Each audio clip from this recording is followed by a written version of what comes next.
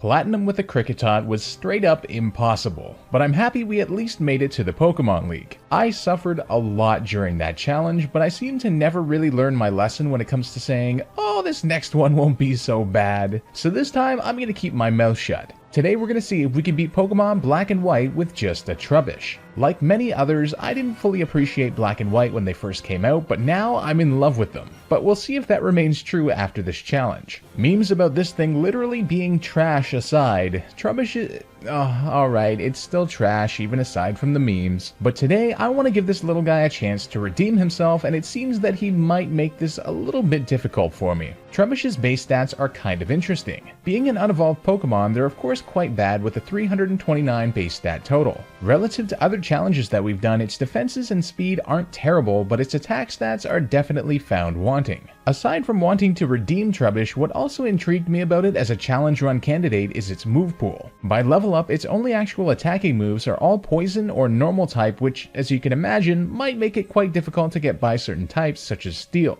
Another problem arises in that its best poison type move, Sludge Bomb at level 29, is special, whereas all of its offensive normal type moves such as Pound and Takedown are physical. Even by TM this isn't resolved, as the only notable additions are two low power physical dark type moves. I initially thought, oh well, at least the move tutors will help us, but it turns out great moves such as Giga Drain, Drain Punch, Dark Pulse, etc. are only available in the sequels Black 2 and White 2. In the game we're playing, Trubbish learns absolutely nothing by move tutor. With 3 total types of damaging moves and having to switch between physical and special ones, Trubbish's extremely limited move pool is where the real struggle will be. You guys know the rules to our challenges by now. Simply put, only Trubbish in battle aside from HM slaves and required double battles, no glitches, cheats, or exploits aside from changing our starter to a level 5 Trubbish, no items in battle aside from held items, and absolutely no connecting with other games, including trading items that we can't get until the post game or whatever. Now let's get started with our Unova adventure. We start off our journey in New Vema Town, where it turns out Professor Juniper has trapped us and our friend's starter Pokemon in a box. We rescue them and of course choose our trusty Trubbish, who has somehow taken on the form of a Snivy when it's in the shadows. What a sinister thing. As is typical of Pokemon games, we begin with our rival fight, except now there are 2 of them. Bianca's up first and she has Oshawott. I go for Pound, and then she goes for Tackle, which does substantially more. I decide to use Poison Gas to poison it for more incremental damage, and it turns out she just starts spamming Tail Whip repeatedly. Thankfully she didn't use Tackle again, or she might have KO'd us. Our first battle is a win. Nice. It turns out we messed up our room big time, but let's be honest, this isn't much different from how all of our rooms look during quarantine. I see no difference. Next up is Charon, who has a Tepig. Since we both do about equal damage with our moves, I decide just to pound it out. Oh god, that sounds bad. Since we do outspeed him. He then uses Tail Whip, and I thought he'd just spam it like Bianca did, but he hits us with a Tackle that does massive damage after the defense drop. Thankfully, we're able to pull it off. We're now 2-0. Not bad. Charon mentions that we should apologize to our mom, which makes me realize that she must be just as neglectful as all the other Pokemoms if she didn't notice the ongoing hurricane going on upstairs. Oh, maybe she's not that neglectful after all. She says, make sure not to leave the house without your cross transceiver. Oh, of course, how could I forget my trusty cross transceiver? Can't live without it. Every child knows that. After getting the Pokedex, I decide to check out Trubbish's nature and ability. It has a lonely nature, meaning it has plus attack and minus defense. Not ideal, but not the worst it could be either. It also has the stench ability, which increases the chances of the opposing Pokemon flinching after being hit by a damaging move by 10%, which is actually quite great, and I didn't really know that Trubbish had this. Upon reaching Accumula Town, we encounter Team Plasma, and Getsus is making a massive drawn-out speech about Pokemon liberation to the town's total population of 10 people. Damn, that is quite the impressive formation. Afterwards, a guy named N challenges us to battle, claiming that he's hearing Pokemon voices. Not quite sure if I should battle him or call 911, but I decide to go with the former. He sends out a Purloin, and I decide to try and poison it right off the bat, but our attack misses and it gets off a Growl, which is not good. We poison him on the second turn, and it begins to use Scratch. After a drawn-out Tackle vs Scratch battle, we end up taking it out with 5 HP remaining. The poison definitely made that battle possible, otherwise we would not have done so well. I decide to explore the town and immediately regret my decision. What's this? Some girl says. You and your Pokemon somehow resemble each other. Wow. Yeah, thanks. Moving on into Route 2, our mom gives us a call and literally just says, "I'm going to hang up now." What? Jesus, Mom, leave me alone. I'm trying to establish independence here. Ooh, running shoes. Whee! We also encounter our first non-central character trainer battle, and of course it's none other than youngster Jimmy. Kind of ironic given that we named our Trubbish Jimothy. Jimothy versus Jimmy. Seems legit. Battle of the Jimmies! At the end of the route, Bianca challenges us to battle, and we are totally not prepared with only half of our health. We miraculously take down her Lillipup with a crit even after she uses a potion on it, but then she sends out her Oshawott, and despite getting some good damage off on it, it does take us out and hands us our first loss of the run. In our rematch, we fare much better and end up taking her Oshawott out with just 8 HP left since it thankfully used Tail Whip on its last turn instead of Water Gun. Phew! We arrive in Striaton City, which will be the location of our first gym battle. Feeling pretty hot at this point, I ignored Silen's advice to go train in the Dream Yard before challenging the gym, and yeah, I probably shouldn't have. We lose to the first trainer's very first Pokemon. Oops. The trainers outside the Dream Yard actually proved to be a decent challenge, such as youngster Joey, who takes us down to 4 HP before we defeat him. At the end of our little Dream Yard excursion, some girl gives us a Panpour, which we are going to immediately deposit. Ugh. I head back to Route 2 to grind up one more level to level 12, where we learn Acid Spray, which is a 40 base power special poison move. I'm thinking it might actually be quite useful since it's our first stab move, and hopefully it will help us with our gym challenge since it also lowers the opponent's special defense each time it's used. This time around, the trainers in the gym go much smoother, and we defeat the last one with just under half health remaining. After healing, it's time to face our first gym leader, who's going to be Chili since we technically chose the Snivy slot for our starter. Chili's Lillipup keeps using Workup, so we're able to take it down without a problem. His Pansear then uses Workup as well, and eventually goes for Incinerate, but it doesn't do a whole lot, allowing us to take it out with the final Acid Spray. This move is proving to be quite useful early game. Later on, it won't do so well since we won't have time to basically charge it up since it's such a low power move that we have to use repeatedly and take hits from much stronger Pokemon, but for now, it's doing wonders and I am happy. We meet Fennel, who wants us to go back to the Dream Yard to get something for her, and we'll need Cut to get there, so I catch a Patrat as her HM slave and nickname it Jitters because this thing looks insane. The Pokédex says these things keep watch for days and are always on the lookout. No wonder their eyes look like this. Sheesh. After defeating the Team Plasma Grunts in the Dream Yard who won't stop kicking this poor Muna, stop it! Jesus. We set off to our next destination, Nacrene City. In the nursery itself, one of the kids says, "I'll run. You gonna chase me? You run. Am I gonna chase you?" Change your perspective and the reality changes. Existential crisis activated. Dear Lord, who is chasing who? On the way, we encounter and defeat Charon, who is desperately asking Bianca why she's running over and over and over again. Why are you running? Why are you running? After defeating the Grunts in Wellspring Cave, we find the Thief TM, which is one of those Dark-type moves that's probably going to be helpful for type coverage. On Route 3 is where I begin to see the pitfalls of using Acid Spray on Pokemon with decent special defense. This trainer's Woobat is able to take us out due to its super effective Confusion and a final Gust attack. We arrive in Nacrene City where Charon gives us a brief tour and we head to our second gym, the Normal type gym. Upon entering, we get shoved slowly backwards by Anne. I want to see things no one can see, he says. Please let me out of here. This is terrifying. I regret not calling the police the first time around. I thought N's battle would be relatively easy as we took out both his P-Dove and Timpole with relative ease, but his Timber ended up using Bide and still didn't get KO'd after a second Acid Spray following the special defense drop. It then unleashes its energy and absolutely destroys us. Whoops. On the second challenge, his P-Dove connects 2 quick attacks, then his Timpole survives 2 Acid Sprays and hits us twice with Bubble Beam to take us down to 4 HP. After taking it out, we level up to level 18 where Jimothy wants to learn Sludge. Now Sludge has a 65 base power whereas Acid Spray has 40, so I think it's the better option especially as we progress through the game. A combination of both could be effective, but we have too many other moves in mind for 2 slots. Sludge allows us to take out N's Timber in 2 hits, so we barely survive our battle with him. After being given a tour of the museum that is in the same building as the gym for some reason, we challenge a few of the Nacrene City gym leaders who have quite intimidating Pokemon. We get extremely lucky with flinches and poisons from Sludge, so the first trainers go down with us slightly below half health. The final trainer is able to take us out though, but in a rematch after healing she's not too bad and we defeat her with 15 HP remaining. It's time for our second major challenge, the normal type gym leader Lenora, who I remember being very difficult when I last played this game. She starts out with a level 18 Herdier and we get super lucky by poisoning it with our first Sludge attack and then it misses its first takedown. However, just before we take it out, it lands a Leer boosted takedown that nearly destroys us in one hit before dying to poison. Holy shit.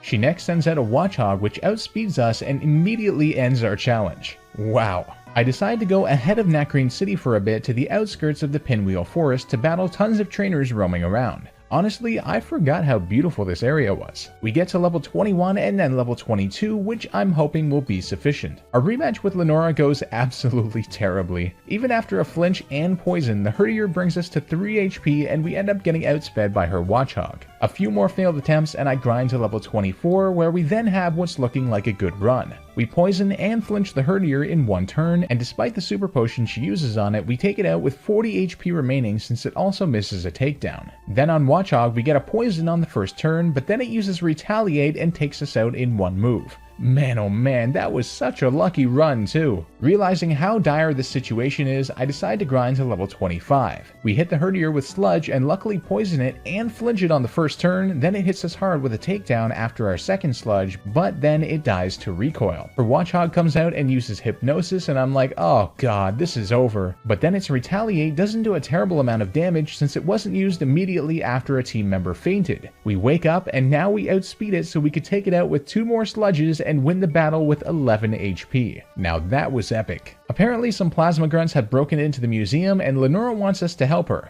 Unfortunately, I can't get up the stairs, so sorry. After they steal the Dragonite Skull, literally everyone in the universe gathers outside of the gym, creating a gravity well that destroys all of humanity. Okay, not really, just honestly, I laughed at this scene. It's so ridiculous seeing person after person gathering on the screen. After a lengthy pursuit through the Pinwheel Forest, we get the Dragon Skull back from Team Plasma and return it to Lenora with Berg's help. Our last journey on our way to Castelia City is the Sky Arrow Bridge, which is just magnificent. It still blows my mind that the DS is capable of stuff like this, since it's usually just perceived as a 2D console. Upon arriving in Castelia at level 27, there's something that I want to do for 2 reasons. The Battle Company. Not only can we get some good training done here, but we also get the Scope Lens item, which increases our critical hit ratio by 10%. We also got the Quick Claw on the way here, but I'm going to go with the Scope Lens on Jimothy instead since he's already fairly fast. While battling the last trainer on the top floor, Jimothy grows to level 29, where we can finally replace Sludge with Sludge Bomb, which is much more powerful. We can also test it out on this guy's last Pokemon, a Pansage. Oh, that poor unfortunate soul. Just kidding. The elemental monkeys are terrible anyway, that was immensely satisfying. After dealing with Team Plasma throughout the city, it's time to take on our third gym challenge, the Castelia City Gym, led by the Bug-type gym leader Berg. Now, although Bug usually resists poison, a ton of Gen 5 Bug types also have the dual Grass type, so I'm thinking we should be okay. As I suspected, the trainers in Berg's gym are quite manageable, and we end up making it through the Honeycomb Maze with little difficulty. It's time to face the third gym leader. Berg starts off the battle with a Venipede, which is actually going to be quite difficult to take down for us since Sludge Bomb and Takedown don't do much against it. Berg also uses 2 Hyper Potions on it, which is ridiculous and allows it to take us below half before we can take it out. His next Pokemon is a Dwebble, which due to its rock typing is also going to resist our attacks, and it's looking like it will be a 3-hit KO. It hits us with 2 Smackdowns as well, which brings us to 9 HP before it finally dies after getting poisoned. His final Pokemon is the only actual Bug and Grass type he has, a level 23 Leavanny. I'm desperately hoping that one stab super effective Sludge Bomb will do the trick, but it barely survives and uses Razor Leaf, which, despite being resisted, takes us out. That was so close. I grind up 1 more level to level 31 in the next route just in case and challenge Berg again.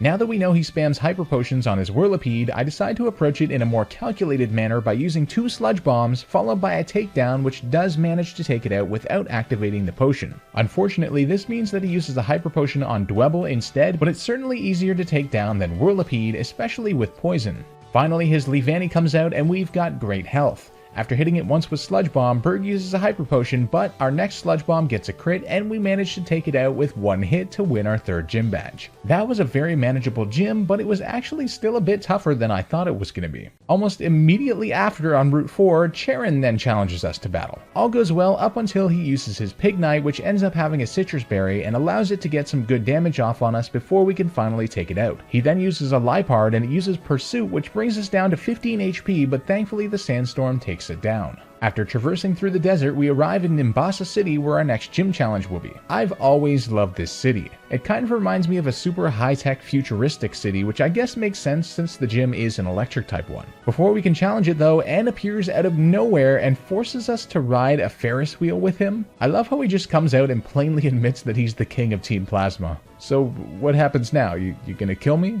Alright, I asked that question rhetorically, but apparently it's no joke. And Sandile uses super effective Sand Tomb, which also gets a crit and absolutely wrecks us with damage every turn too. We manage to barely take out the Sandile, and then he sends out a Sigilyph. We get some good damage off on it with a crit Sludge Bomb, but it swiftly takes us out with Air Cutter. And it turns out we have to endure this entire Ferris wheel trauma again, where he says the exact same thing as last time. I want to throw up. This time around, his Sandile thankfully just goes for Embargo instead of Sand Tomb, and we poisoned it, so we take it out with little issue. His Sigilyph then comes out and uses Tailwind, outspeeds us on the second turn, and uses super effective Psybeam, and gets a crit to take us out. Oh, for f***'s sake. After several more attempts, including one where his Sigilyph gets a crit again, and one where we make it past his Sigilyph to his Darumaka but then get taken out, I realized that Takedown is actually the best option for Sandile despite the recoil, since it's usually a one-hit KO. I go back through all of Route 4 and the Desert Ruins to grind to level 35 and try again.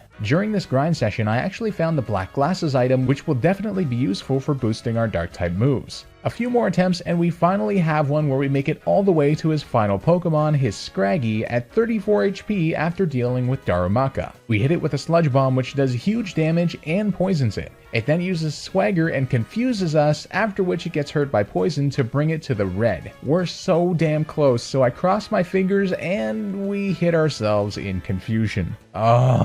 It then hits us with a feint attack and that's the battle. There was literally one turn of poison left to take that out. We didn't even have to hit it with a move. That was unbelievably close. I grind all the way to level 36 and Jimothy learns Toxic, which I use to replace Poison Gas, not that I can see this thing Toxic stalling anything. Jimothy also tries to evolve? No. Bad Jimothy. Essentially what it came down to was either having to crit or flinch the Sigilyph. Otherwise it would just set up Tailwind and that was absolutely GG, not a chance. Finally we get the flinch and take it out with Sludge Bomb. The Darumaka then comes out, we hit it with a takedown, and then it amazingly misses Fire Punch and we can take it out too. Finally his Scraggy comes out and Sludge Bomb gets a crit for the one-hit KO. Oh my god, that was a rough battle, I can say that much, and it was compounded by the 12 Ferris wheel rides I had to endure. It's time to hit up the gym. The Nimbasa City Gym is really cool. You have to take these roller coaster pods around and it's a bit tricky but also really fun. The trainers in the gym aren't terrible since electric is neutral to us both offensively and defensively. We make it through them all in one go, heal up, go through the loop-de-loop, and arrive at gym leader Elisa. She first sends out her Emolga, and get this, she Volt Switches into her second Emolga, which then proceeds to Volt Switch back into the first Emolga. These are big brain plays right here. Actually, perhaps too big brain for me, as one of them gets a crit and the next is able to take us out. What in the After several attempts, I'm realizing this is likely impossible without some sort of lucky crit or a Quick Claw activation at the exact right time on the second turn of the Emolgas so it can take them out before they can Volt Switch. I head past Nimbasa City to Route 116 to grind and we make it all the way to level 39, which I'm hoping will suffice. Ooh, more amusement park repeats. My favorite. I think I've got Stockholm Syndrome. Our next challenge was absolutely insane. We end up outspeeding the first Emolga now due to our new level, and we poison it on the first hit. The exact same thing happens with the second Emolga, poison and all. Elisa then uses a Hyper Potion on one, but we get a crit to one-hit KO it. Holy, that's without the Scope Lens too. I have the Quick Claw on. Now we can outspeed and take out the second one, and in comes the Zebstrika. It uses Spark, which does 30 HP damage to us. We go for Sludge Bomb, and it still doesn't do more than half and doesn't poison. It hits us with a spark again, and we get hit down to 5 HP, and we get a high roll on the second sludge bomb to take out her final Pokemon. That was absolutely unbelievable. Elisa offers us the Volt Switch TM if we want to use it, and sorry, I would if I could, but we're operating with a literal trash bag here. And I'm not as galaxy brain with that move as you are. We're off to Route 5. Oh, damn it, Bianca. She wants us to go to some musical thing and won't let me leave. Look at how long this takes. Just watch this. This is the last thing that I want to do. The very last. I would rather do anything than this. Anything. Then, after all of this nonsense, she says, I'm not really sure I want to do this. I'm going to go explore the city. Oh, for sakes. Upon reaching Route 5, Sharon challenges us to battle. This battle is made really tough by the fact that his Liepard uses Torment, which means for the duration of the battle we can't use the same move twice consecutively, so we had to keep getting recoil from takedown. We make it to his Pignite, however, and it uses Flame Charge and brings us within KO range. Then of course, Flame Charge raises its speed and I'm like, oh, this is over. But then our Quick Claw comes in absolute clutch and we outspeed it nonetheless. Holy, what a win! After the bridge is lowered and we can get to Driftvale City, we make our way through the cold storage where it turns out a bunch of Team Plasma members were hiding in a freezing storage container. Alrighty then. Then, after all that work, Getsus shows up and frees all the members we had held hostage, making our work fruitless. Oof. It's time for our 5th gym challenge, the Driftvale Gym, led by the ground-type gym leader, Clay. I have a feeling that this gym might be a nightmare for us, just based on typing alone. I have a sense. Let's see what happens. And the very first trainer uses Mudshot to lower our speed, then outspeeds us and takes us out with his second Pokemon, a Drillbur. Oh boy. On the second attempt, we do a little bit better and defeat him with 23 HP remaining. After healing, the rest of the trainers prove manageable with some good luck, and we defeat the rest just barely with red health. It's time to heal up and get ready for what very well might be the hardest challenge yet. Oh my word. Clay's first Pokemon, a Krokorok, has the most annoying moveset I could possibly imagine. Torment, Swagger, and Stab super effective Bulldoze. Yikes. We lose almost immediately after getting confused. On the next attempt, our takedown misses and we get hit with a Bulldoze, which lowers our speed, effectively costing us the battle immediately. The next time we make it past the Krokorok, but the Torment and Hyper Potions he uses really start affecting us on his Palpitoad and we can't pull it off. No matter what way we spin it, we're going to need to grind. Ideally, I'd like to be able to take out the Krokorok in one hit with Takedown so we can avoid Torment and Swagger since those are killing us. I head west to Route 6 for an hour to clear out all the trainers and grind against some wild Pokemon and bring us to level 45.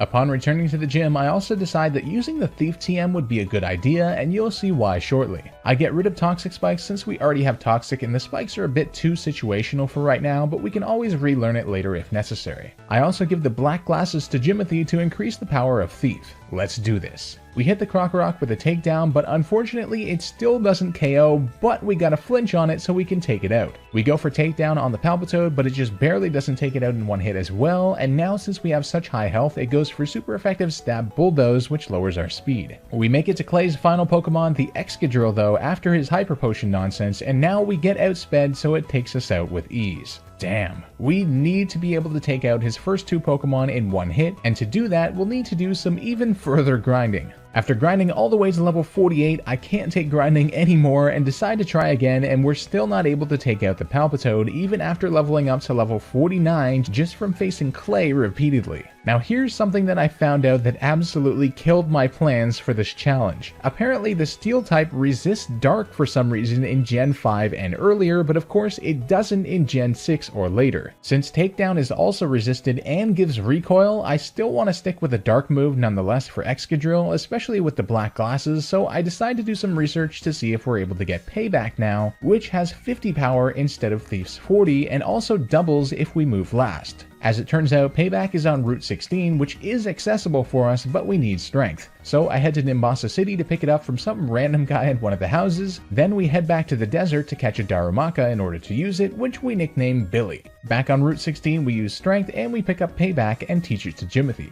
Amazingly, the Palpitoad survives our first takedown, so Clay is able to use a Hyper Potion on it. However, it turns out that Payback is able to one-hit KO it, which I was not expecting at all. But still, we can't do a damn thing to the Excadrill despite the fact that we leveled up to level 50. My best plan at the moment is to let the Palpitoad hit me with one Bulldoze to lower our speed so Excadrill can then hit us first, which we can return with Payback's double power. So I stall out the Palpitoad a bit until it uses Bulldoze. Payback then does substantially more to Excadrill, almost half, but it had used Hone Claws, so its Bulldoze takes us out. Man oh man, I don't even think this strategy is gonna work. At this point, I'm thinking my best bet is to use Takedown despite the recoil. At least now we can take out the Palpitoad with Payback and not take recoil. But we somehow need to power up Takedown, so I begin researching for normal type boosting items. There is a Silk Scarf on Route 6 apparently, so I head there, but apparently it's only accessible with Surf, which we can't get yet. But then I remember the normal gem, which raises the power of your first normal type attack by 50% and apparently is able to be found in the Wellspring Cave. I travel all the way back to what is essentially the start of the game, and apparently the normal gem can only be found in the dust clouds that appear randomly. Now the problem is that we keep encountering wild Pokemon, so I go buy a bunch of Super Repels to help us out. Now in addition to the 40% chance you'll get a wild Pokemon from these clouds and a 10% chance of getting an evolutionary stone, there's a 50% chance you will get a gem of any kind. Meaning once we eventually find a dust cloud, whatever the chances of that is, we have a 50% chance of getting a 6% chance of getting the normal gem specifically. I spent over 2 hours in here searching before finally finding one. Here's my inventory so you can see all the other items I got in addition to the wild Drillbur encounters. Dear lord, this better be worth it. Now that we're waiting to use the normal gem on Excadrill, I decide to use Payback on Krokorok, followed by Sludge Bomb, which ends up poisoning it, but it barely survives to use Swagger. Initially I was like, oh, there goes this run, but then I was like, wait a second. It's a stretch, but this could play out to our favor since our attack gets boosted along with getting confused. He sends out his Palpitoad and we don't get confused, so we can take it out with one Payback. In comes the Excadrill and I am sweating. He goes for Hone Claws, which is terrifying, but incredibly we break out of confusion, meaning we now have the attack boost at no cost. And we go for a Payback since I know he'll outspeed us due to the Bulldoze we took earlier. It does good damage, and then he decides to use Slash, presumably because we're at such high health from conserving takedowns and not getting recoil. We survive it without a crit and go for normal gem boosted takedown, which does end the match thanks to the boost, and we get our 5th gym badge. Holy absolute that was one of the wildest strategies we've ever done, and it actually paid off. Unreal. I don't even know if I could call that a strategy actually, it was just kind of improvised. After a battle with Bianca that was quite manageable, I'm feeling confident as we make our way through the Chargestone Cave. Aside from being accosted from the Shadow Triad the whole time, along the way we get a lucky egg from Professor Juniper and find a bright powder item at a secret part of the cave which lowers the opponent's accuracy. Could be useful at some point I suppose, but we'll see. At the end of the cave is N, and I'm feeling okay about the battle despite starting it without full health. However, he eventually sends out a Pharaoh Seed which we can't do much against at all. Not only that, but it also has the Iron Barb's ability which hurts us every time we make a move since Sludge Bomb isn't an option for us, and everything else is physical. It also uses Iron Defense to make matters much worse. I decide to grind up just one more level before challenging him again, and this time things go much better and we're able to take him out with just 30 HP remaining. After meeting Skyla atop the Celestial Tower after defeating a boatload of trainers, we can finally access her gym. Jesus, I forgot about these cannons. Whee! The trainers in Skyla's gym are pushovers, and we're able to make it to Skyla herself without a problem. She starts off with a Swoobat, and thankfully now that we have a Dark-type move, they're no longer a massive threat, and we can take it out with a boosted Payback. Next is her on Pheasant, which tanks a Sludge Bomb and uses Leer to lower our defense. She uses the Hyper Potion on it, but our next move takes it out. Her final Pokemon is a Swanna, and we hit it hard, but it's not enough to take it out. It uses Aerial Ace on us for some decent damage, but we can take it out on the next turn to win the battle. 6 gym badges are in the books, and man oh man did I ever need a break after Clay's battle. I'm feeling pretty darn good right about now. Whoa, whoa, whoa! Oh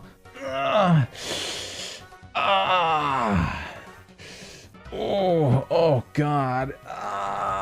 After a terribly long journey through Twist Mountain, which is absolutely beautifully designed by the way, we arrive at the destination of our next gym battle, Icarus City, which is looking beautiful in the winter. And the season is quite fitting since this will be an ice-type gym after all. What the f*** is going on here? This is the exact kind of stuff I see in my nightmares, honestly. Oh, jeez, sorry, The Icarus gym is pretty darn cool, and it has an ice puzzle with a few twists. The trainers aren't terrible, although Cryogonal is certainly a bulky challenge. At the end, we reach the gym leader, and I'm honestly not sure what to expect, so let's just see what happens. Bryson doesn't even introduce himself. Rude! And he starts off with a Vanillish. I go for Sludge Bomb, which also poisons him, and he goes for Acid Armor. I was thinking we could take it out with Payback, but he uses the Hyper Potion before we can. Our next Payback doesn't even take him out, but our ability comes in clutch and flinches him, so he dies to poison. He next sends out a Bear Tick, which tanks the Sludge Bomb like an absolute monster and hits us hard with an Icicle Crash. It looks like it's going to take 3 hits for us, but thankfully we survive the brine and take him out on the 3rd. His last Pokemon is a Cryogonal, and with 38 HP, I was wondering if this would be possible. We go for Sludge Bomb and don't get the poison, but we get another flinch. Amazing. We hit him again before he uses Aurora Beam, and we survive on just 13 HP and can finish him off to win the battle and claim our 7th gym badge. Beautiful. Next, we have to make our way through Dragon Spiral Tower, in which there are infinite Team Plasma members, and, this happens. I don't know how I feel about this. It turns out N is at the top of the tower and is continuing his quest to become so powerful that he can impose his rules upon society, and he has done so by capturing Zekrom. He tells us that we need to find and catch Reshiram? I think it's Reshiram, so both legendary Pokemon can be awakened and battle. We need to head to Relic Castle, but first we need a Pokemon that can learn Fly to get there. During our search, we find a Poison Barb, which increases the power of Poison-type moves, which will definitely come in handy for us. Our path through Relic Castle is a messy one, partly because I'm just terrible. That's it. And, oh god, what is that? That thing is hideous, just absolute blasphemy. Jeez, I would hate to be the guy who has a Pokemon in any way, shape, or form that's anything like that. Blech. At the end of our quest, Getsus appears with Alder, and we have a conversation about the weather and the fate of the world and whatnot. Alder says that he's going to go to the League to stop N. No, you're not. So we're left with the task of getting our final gym badge from the Dragon-type Opelucid City Gym. At Opelucid, Dragon is another one of those offensively and defensively neutral types for us, but they are of course just tough Pokemon to beat in general. After our first battle against a Fracture, I realized we'll probably be making more use out of Sludge Bomb than Payback, so I switched the BlackGlasses out for the Poison Barb to give it a boost. God, I love this gym. The concept is just so cool. After this item swap, we're able to pretty reliably one-hit KO both Fractures and Dinos with Sludge Bomb, but Druddigons still prove to be quite a problem. This gym is really long with a lot of trainers, so we do lose once but are able to make it to Gym Leader Drayden with our next run. Drayden starts off with a Fracture, which unfortunately we just missed the KO on with Sludge Bomb. He then uses a Hyper Potion, and I decide to go for Payback for some good damage. He then uses another Hyper Potion, and we attack again, then we outspeed even after the Dragon Dance to take it out. His next Pokemon is a Druddigon, which hits us hard with Dragon Tail a couple times, and I made the huge mistake of going for Payback, which not only doesn't kill, but also gets us hit by his Rough Skin ability, which I forgot about. That means he gets a free Night Slash hit on us too before we can take it out, and we're heading into Drayden's strongest Pokemon, his Haxorus, with 32 HP left. Yeah, right.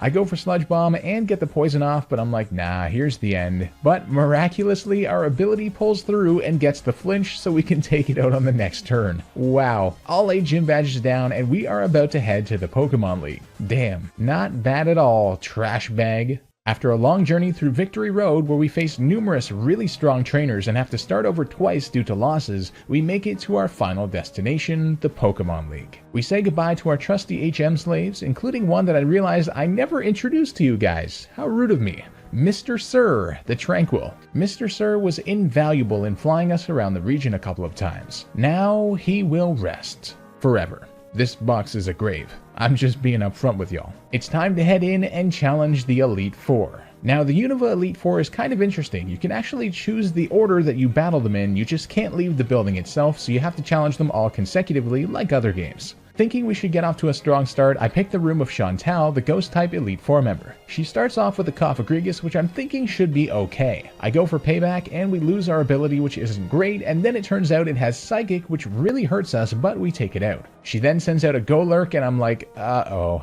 Payback hits decently hard, and then it returns damage with Earthquake and absolutely destroys us. Oof. And here I thought this would be an easy start. It's grinding time. I grind up one level in Victory Road and decide now's as good a time as any to use our rare candies, which get us up to level 72. I enter the Elite Four again, but accidentally chose the wrong door and ended up having to face the Dark type Elite Four member Grimsley. He sends out a Scrafty, and after taking some damage we manage to take it out. Then he sends out his Crocodile, another damn ground type after that Golurk, and we get absolutely wrecked by just one Earthquake. Oh boy. It was at this point that I remembered that Professor Juniper gave us the lucky egg, so I put that on Jimothy and grind like absolute crazy.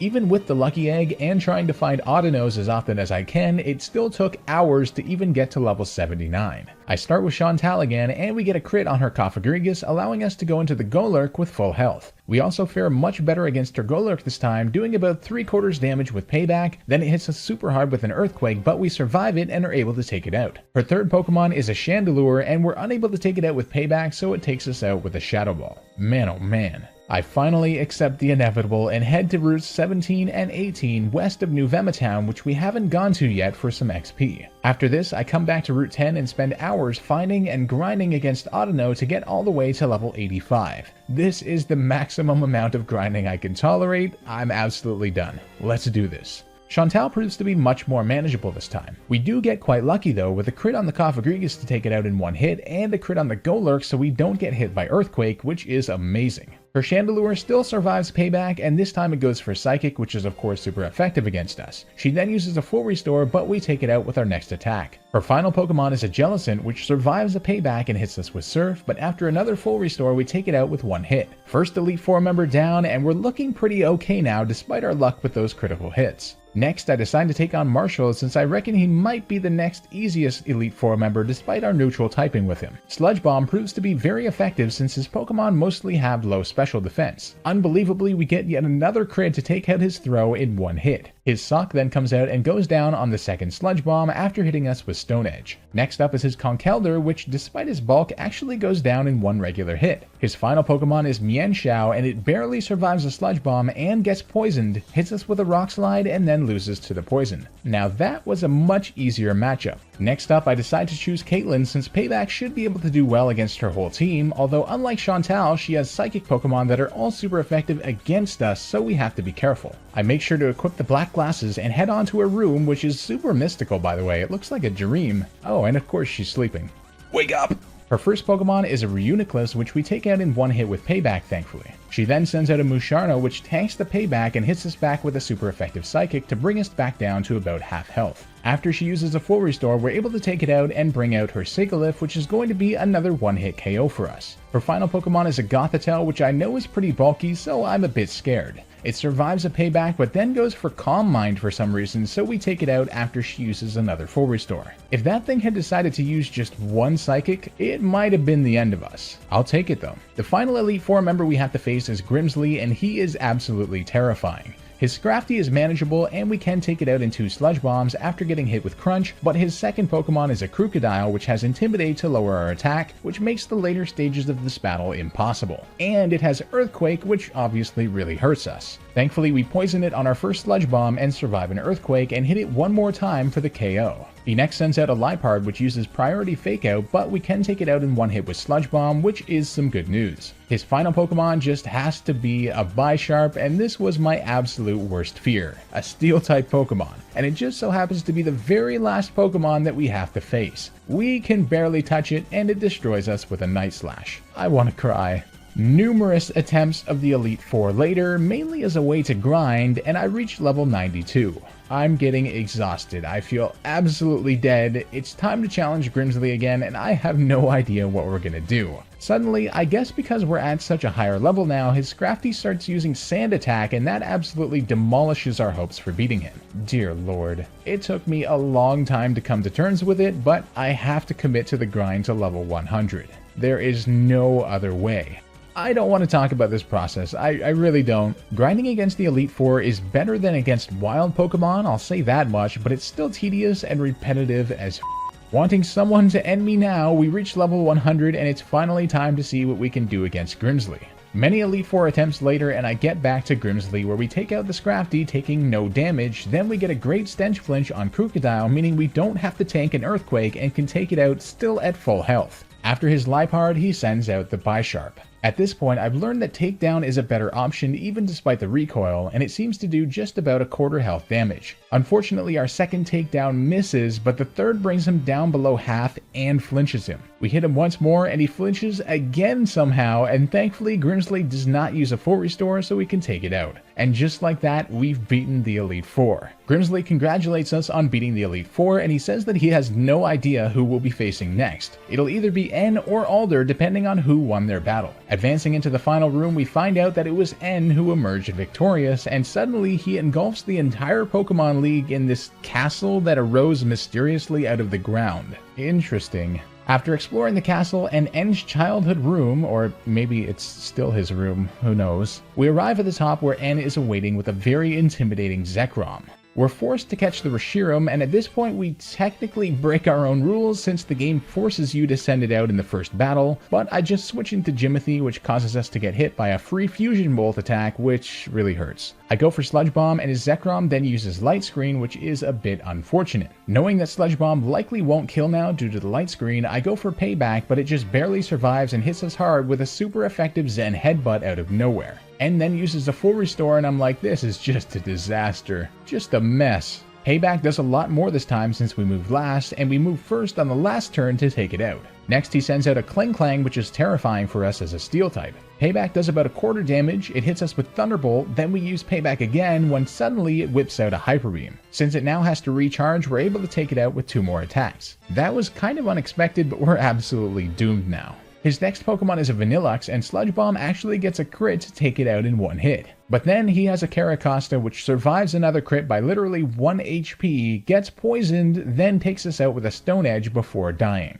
Ah, that was insane. After losing, we can now get rid of Reshiram and just have Trubbish sent out first, which is much better than taking a Fusion Bolt for no reason. The Zekrom is no problem for us now, especially after a lucky flinch, so we beat it without losing any health. But his Kling Klang uses Metal Sound twice, which lowers our special defense hugely, which is not good. He blasts us with a Hyper Beam all the way below half before we can KO it. Incredibly, we got a crit on the Vanillux to 1-hit KO it again, and his Caracosta is taken out in 2 hits after hitting us hard with Stone Edge. Next is his Archeops, and I'm like, we're so doomed. This thing is fast and powerful, but amazingly we outspeed it and take it below half with Sludge Bomb, meaning we activate its Defeatist ability, which cuts its attack in half, allowing us to survive its Stone Edge and take it out. Oh my god, that was way too close for my liking. At 38 HP, he sends out his final Pokemon, Zoroark, and I'm like, this is over, but Sludge Bomb actually KOs it in 1 hit. Dear lord, that was incredible. Although N is technically the interim champion of this game, we do have to take on Ghetsis as the final boss, and he is one angry and tough cookie. He starts with a Cofagrigus, which survives Payback and of course gets rid of our ability, which would have been nice to have. He hits us with 1 super effective Psychic before we can take it out. Next is Bouffalant, which is a 2-hit KO with Sludge Bomb, but he uses Head Smash and gets a crit, effectively ending our run when we have to face his Seismitoad with a Stab super effective Earthquake. Oh man, even without that crit, this is going to be tough. I tried this battle many times and Ghetsis kept beating us. I racked my brain for some way to beat him, and I remember in Gen 5 that you can get the Eviolite before the post-game, so I traveled to Castelia City to get it and equip it on Jimothy. The Eviolite does help quite a bit, and we're doing better against Ghetsis, now usually being able to make it past his Seismitoad and even occasionally taking out his Hydreigon,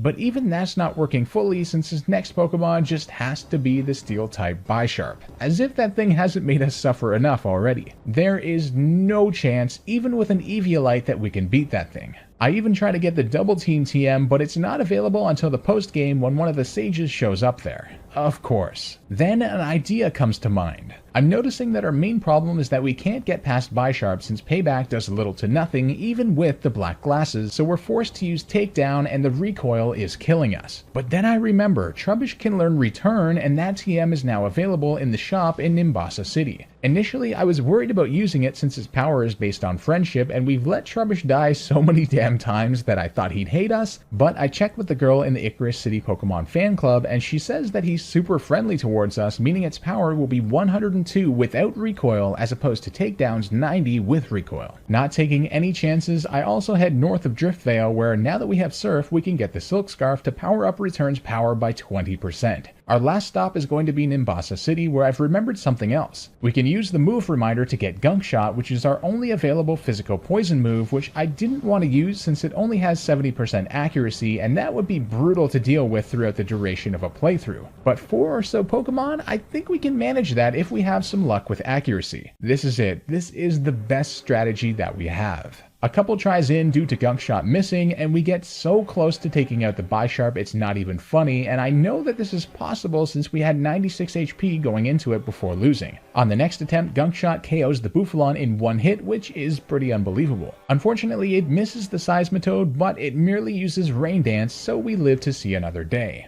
I then use the more reliable accuracy Return, but it just barely doesn't take out the Hydreigon, and we get hit by Surf before taking it out around half health. His Bisharp then comes out and Return does just under half, it hits us with a critical hit, then we get a high roll on our next attack to take it out. Oh my god. His final Pokemon is Electros, which I know is bulky and can probably take us out, but we get a crit on Return to win the battle. I screamed yes so damn loud, it's not even funny.